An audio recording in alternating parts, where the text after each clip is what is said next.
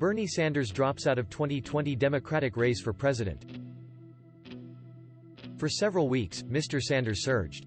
In Iowa, he finished in a virtual tie for first with Pete Buttigieg, the former mayor of South Bend, Indiana, who, at 38, was less than half his age. He then narrowly beat Mr.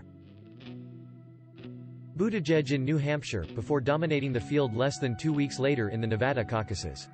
Suddenly there was talk that Mr. Sanders would run away with the nomination.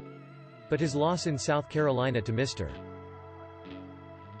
Biden, who had emerged as the leading moderate in the race, brought his momentum to an abrupt halt, raising significant questions about his weaknesses with black voters and an overriding failure to expand his base.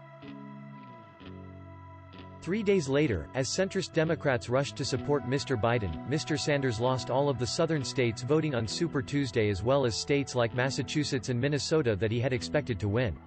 Mr.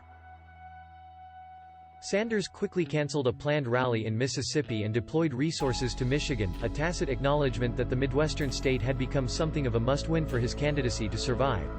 But the momentum had turned solidly to Mr. Biden, who won Michigan easily, then a week later captured 3 big delegate prizes: Florida, Illinois and Arizona. By then, the coronavirus was disrupting the rest of the political calendar, forcing states to postpone their primaries until June.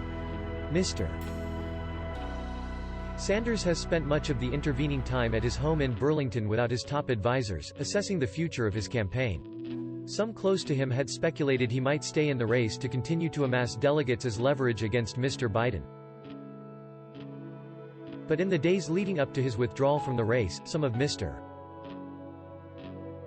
Sanders's closest advisors began mapping out the financial and political considerations for him and what scenarios would give him the maximum amount of leverage for his policy proposals.